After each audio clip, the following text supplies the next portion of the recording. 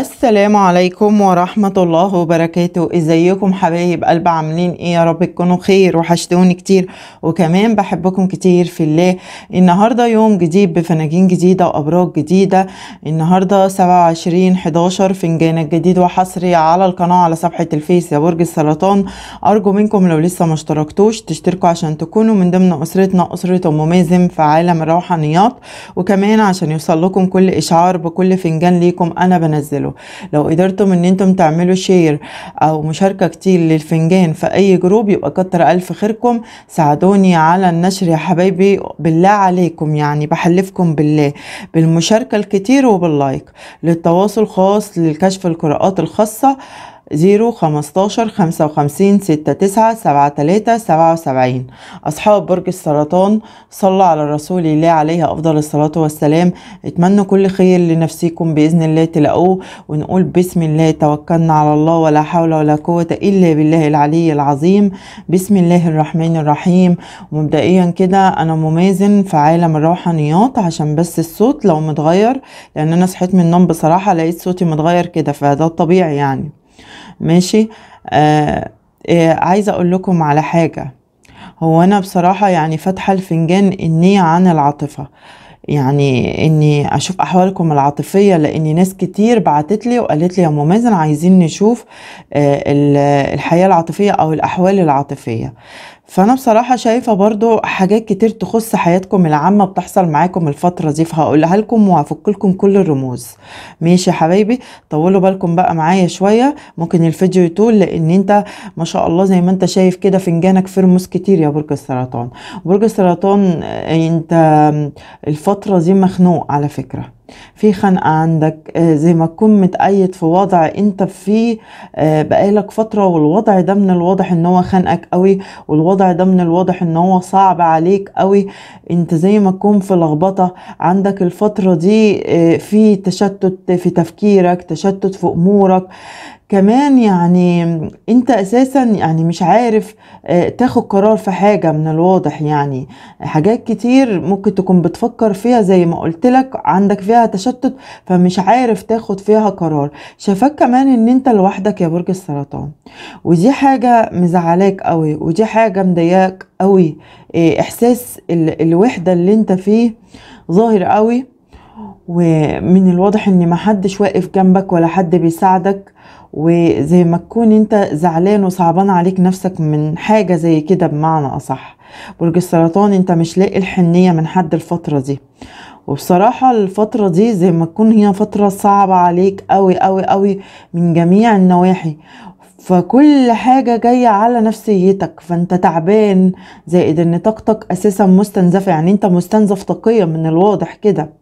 بس انا عايزه اقول لك على حاجه، ربنا موجود سبحانه وتعالى، هيمدلك يد العون. انا شايفه ان انت يعني لو طلبت مساعده من حد هتلاقي في حد واقف جنبك، وفي حد بيساعدك على فكره وبيدعمك.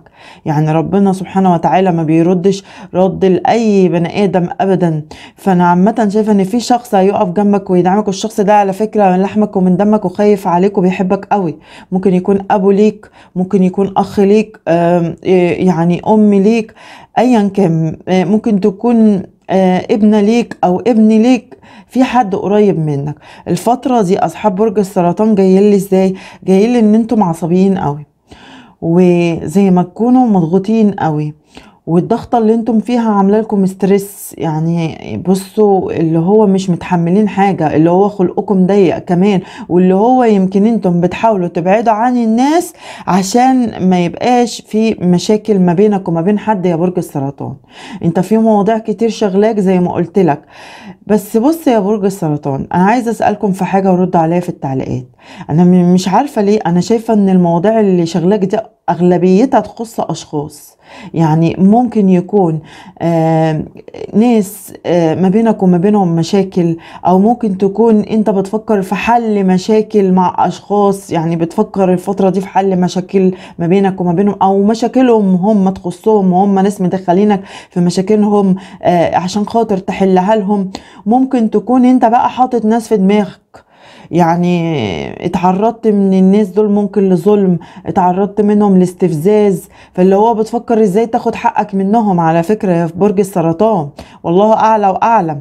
فعلى قد ما انا بقدر افك الرموز بفكها لك على فكرة، فانتم كتير ما شاء الله عليكم. ممكن كمان تكون انت تعرضت لمؤامرة او تعرضت لفتنة وحد وقعك في حاجة، فانت يعني بص بتفكر ازاي ان انت بمعنى اصح تثبت براءتك، او ممكن تكون بتفكر ازاي يعني ايه، او يعني بتدور على حقيقة مثلا، بتدافع عن نفسك. ممكن يكون الناس اللي عملت عليك مؤامرة او فتنة دي ممكن تكون الناس دي وحشت صورتك قدام ناس تانية، فانت بتحاول اللي هو تثبت براءتك يا برج السرطان. برج السرطان بجد والله انت دماغك فيها دوشة، والله العظيم زي ما بقولك كده، انت عندك دوشة في دماغك ودوشة في حياتك، وعندك يعني عدم ترتيب وعدم تنظيم لكل امورك، واللي هو مش عارف تاخد خطوة في اي حاجة. في كمان عند ما بينك وما بين شخص على فكرة يا برج السرطان، انت عندان مع حد، لا اما ممكن العكس، لا اما ممكن في شخص هو اللي عندان معاك على فكرة في حاجة معينة. شايفة ان في بلوك هيتعمل لحد، يعني انت اللي هتعمل بلوك لحد، وممكن يكون البلوك ده بالفعل انت عملته بتفكر ان انت تفكه. وانا شايفة ان اصحاب برج السرطان كلهم اللي جايين لي فنجان النهاردة على فكرة، انتم مش هتعملوا بلوك لحد واحد، انتوا هتعملوا بلوك لاشخاص كتير، وهتبعدوا عن اشخاص كتير، لاني انا زي ما بقول لكم انتم صعبان عليكم من اشخاص حواليكم، وصعبان عليكم في وضع انت فيه محطوط عليك في مشكلة انت فيها، ممكن تكون مشكلة عائلية، او مشكلة حد حطك فيها، او حوار حد حطك فيه يا برج السرطان. برج السرطان في شخصين عايزك تخلي بالك منهم، الشخصين دول يعني ممكن يكونوا صحاب او اصدقاء، او ممكن يكون في مجال عملك، ممكن يكون في مشكلة انت بتواجهها. بس انت عندك ملاك حامي على فكرة، والله اهو عندك ملاك حامي ماشي وراك. بص انت بقى قدامك ايه؟ قدامك زي كلاب. بص انت اهو الملاك الحامي اهو، وكلاب قدامك، ذئاب قدامك يا برج السرطان. في حد بحرف اله يعني ممكن يكون عامل معاك مشكلة، وفي حد بحرف الراء كمان، نون دال ألف ف شين، تحرف أشخاص ممكن تكون عاملة معاك مشاكل أو أنت عامل معاهم مشاكل، مستني فلوس إن هي تجيلك على فكرة. فأنت ممكن تكون الفلوس دي يعني الفترة بتاعتها طولت عليك، اتأخرت عليك، فأنت زعلان على فكرة، زعلان لأن ظروفك المادية أسفة يا حبايبي، زعلان لأن ظروفك المادية صعبة، ومطلوب منك مصاريف كتير قوي على فكرة. وزي ما قلت لك انت يعني مش لاقي حد جنبك، زائد ان في شوية وقف حال عندك. حصن نفسك يا برج السرطان. برج السرطان انا عايزة اقول لك على حاجة، انت باذن الله ان شاء الله ربنا هينصرك، انت عندك نصرة. شايفة كمان ان انت في شهرة عندك، يعني لو انت عندك شغل في السوشيال ميديا او شغلك او مجال عملك لازم تكون انت شخص مشهور معروف، هيكون عندك الشهرة دي بإذن الله، وهيكون عندك علو شأن. ماشي. ممكن كمان انت عندك في شغل جديد داخله على فكرة يا برج السرطان، فيكم ناس بتدور او معروض عليها شغل بسفر على فكرة، بس اللي هو لسه ما قررتوش يا جماعة، او ممكن تكون انتم في طاقة انتظار لحاجة زي كده. شايفة ان في لمة عائلية او عزومة حلوة كده، يعني انت هتتجمع فيها، او خروجه هتخرجها، هتشوف ناس بقالك فترة ما شفتهمش، امورك كلها هتكون بخير باذن الله يا برج السرطان. بالنسبة للعزاب انا شايفة ان في ارتباط باذن الله عند ناس كتير منكم، في اتفاقات عند ناس كتير منكم باذن الله هتتم معاكم على خير. ماشي حبايبي. بس انا عايزة اقول لكم على حاجة، يعني انا قلت لكم قبل كده في الفنجان اللي فات انتم عندكم عكوسات كتير، فالعكوسات دي جاية عليكم سواء من ناحية مواضيعكم الشخصية وحياتكم العامة، او من ناحية العاطفة. فبالله عليكم حصنوا نفسكم، فيكم ناس كمان ممكن تكون كشفت واتقال لها ان هي عندها عارض سلبي، بس ممكن تكون ما كملتش في العلاج على فكرة. فحاولوا ان انتم تكملوا وترجعوا تاني، يعني تعملوا استشفاء لنفسيكم. ماشي. بصوا بقى، بالنسبة للمتجوزين، بالنسبة لأصحاب برج السرطان المتجوزين، أنا شايفة إن أنتم الفترة دي بتحاولوا إن أنتم تصلحوا العلاقة. بمعنى أي مشكلة عندك مع الشريك يا برج السرطان، أنت بتحاول تحل مشاكلك عامة وخلافاتك الفترة دي مع الشخص اللي أنت مرتبط بيه. رغم ان الشخص اللي انت مرتبط بيه هتحس ان هو يعني اناني جدا، هتحس انك مظلوم معاه طول الوقت في العلاقة، وهتحس ان انت طول الوقت مش واخد حقك يعني او حقوقك عامة في العلاقة دي منه. بس انا شايفة ان انت يعني بص، اللي هو بتعدي، اللي هو بتكبر عشان مش عايز زي ما قلت لك مشاكل ولا خلافات. بالنسبة للمتجوزين، انت يا برج السرطان عارف ان في علاقة ثلاثية، وواثق ان شريكك معاه طرف ثالث، لان تصرفاته من الواضح يعني معاك الفترة دي هي اللي مخلية الشك جواك ناحيته. ده انت كمان مش عندك شك، ده انت ممكن تكون متأكد من حاجة زي كده، وده بسبب غموضه معاك. غموضه معاك او تصرفاته معاك مأكده لك حاجة زي كده ومخلياك. انا اسفة بس انا مش عارفة هو ايه اللي حصل بالظبط، بس انت يا برج سرطان يعني ان شاء الله خير جاي لك باذن الله. طيب ثواني يا جماعة. بصوا يا جماعة، انا قفلت وفتحت تاني عشان صوت الشنيور اللي شغال في دماغي ده بصراحة، وهيبقى شغال في دماغكم انتم كمان اساسا. يا رب بس ما يشتغل تاني. بصوا يا جماعة، هنكمل الفنجان. ارجع واقول انت يا سرطان عارف ان في علاقة ثلاثية، وواثق ان الشريك معاه طرف ثالث، واللي مخليك واثق تصرفاته معاك هي اللي مأكدة ليك كده، وغموضه معاك هو اللي مأكد ليك كده، فمخليك طول الوقت بسبب تصرفاته معاك انت شاكك فيه. بس انت زي ما تكون مش قادر توصل لحاجة زي كده، او مش قادر توصل لدليل، لان الشخص اللي انت مرتبط بيه او شريكك عامة هو ذكي جدا جدا جدا، ومخلي باله قوي قوي من خطواته. ويعني مهما انت عملت او حاولت توصل مش هتعرف توصل على فكرة يا برج السرطان للعلاقة دي او اللي هو بيعمله عامة. ماشي. برج السرطان انت خايف على بيتك وعلى ولادك، فشايفاك انت بتحاول لو بتصلح يعني علاقتك بشريكك عشان خاطر انت عايز يكون في استقرار ومش عايز البيت يتخرب، يعني بمعنى اصح. فبالتالي انت بتيجي على نفسك، فبالتالي انت بتسكت وبتتحمل رغم ان الشريك فيه عيوب كتير، رغم ان الشريك فيه يعني صفات كتير مش كويسة، او تصرفاته كتير كتير مش كويسة الفترة دي معاك والفترة اللي فاتت. بس انا شايفاك ان انت يعني بتتحمل وبتعدي عشان بيتك ما يتخربش. برج السرطان المتجوزين الفترة دي هيكون في مشاكل عندكم كتير، والمشاكل زي ما قلت لكم سببها طرف ثالث او علاقة ثلاثية على فكرة، هي اللي مغيرة الشريك معاك، زائد بعض الطاقات منكم. سبب المشاكل هيكون يعني بسبب ماديات ما بينك وما بين الشريك.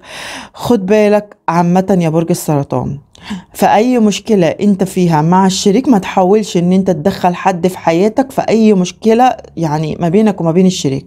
ليه بقى؟ لان انا شايفة ان في يعني ناس مش كويسة، سواء ممكن الناس دول من اهلك او من اهل الشريك. الناس دول ظاهرين ليا ان هم مش كويسين، فممكن اي خلاف او اي مشكلة بتحصل ما بينك وما بينه الفترة دي ممكن حد يتدخل ما بينكم ويخلي المشكلة والخلاف دول يكبروا، وبالتالي المشكلة تكبر، وبالتالي يحصل عندك خراب في بيتك. فخلي بالك من نقطة زي كده. في تحذير هنا بالنسبة لست كبيرة في السن على فكرة، في ست كبيرة لازم تحذر منها. ست كبيرة في السن ممكن تكون من أهل الشريك، ممكن يكون راجل برضو، يعني الله أعلى وأعلم. بس عامة يعني ممكن يكون حما راجل، بس عامة الشخص اللي انت مرتبط بيه يعني هيحاول لو في برضو مشكلة ما بينك وما بينه، هيحاول برضو ان هو يكون حريص انه ما يبقاش فيه مشاكل والمشاكل تكبر، وهيحاول ان هو يعدي برضو، وانت بتعدي مشاكلك برضو. بس خلي بالك هيحصل في مشاكلك لو حد اتدخل ما بينك وما بين الشريك هيحصل توقيع، اديني بقول لكم. ماشي، المشكلة هتكبر بالنسبة للمتجوزين. طيب بالنسبة للمنفصلين احوالكم ايه؟ بالنسبة للمنفصلين، الشخص اللي انت منفصل عنه يا برج السرطان من الواضح ان انت اتنزلت كتير قوي عشانه على فكرة، وعشان العلاقة بتاعتكم تكمل بمعنى أصح، وعشان العلاقة تستقر، وعشان ما يحصلش انفصال. بس للأسف الشخص اللي انت منفصل عنه هو اللي كان بيجبرك بتصرفاته ان انت تبعد عنه، ومن الواضح كده ان انت مشاعرك ابتدت ان هي تجف من ناحية الشخص ده على فكرة. ومن الواضح كده ان الشخص ده سبب الانفصال ان هو جرحك قوي، فانت صعب عليك نفسك كتير منه، فشايفاك ان انت قررت الفترة دي ان انت تبعد عنه. الشخص ده عشان فيكم ناس على فكرة كلكم مش زي بعض، فيكم ناس منفصلين انتم مستنيين الشخص ده ان هو يرجع وان هو اللي ياخد خطوة. انا عايزة اقول لكم ان الشخص ده خطواته بطيئة جدا جدا جدا. هو نفسيته كمان مش كويسة، نفسيته مش متظبطة. شايفة كمان ان هو معاه ممكن طرف ثالث في حياته على فكرة، ومش ممكن تأكيد. الشخص ده برضو خطواته لو كانت بطيئة هيكون بسبب الطرف الثالث، ولو خطواته برضو بطيئة هيكون مستنيك ان انت اللي تاخد الخطوة ناحيته على فكرة يا برج السرطان. ماشي، الشخص ده عارف ان انت بتحبه قوي و... وعارف ان انت اللي هتاخد الخطوة وترجع ليه على فكرة يا برج السرطان. فعشان كده واثق ان انت اللي هتاخد الخطوة دي.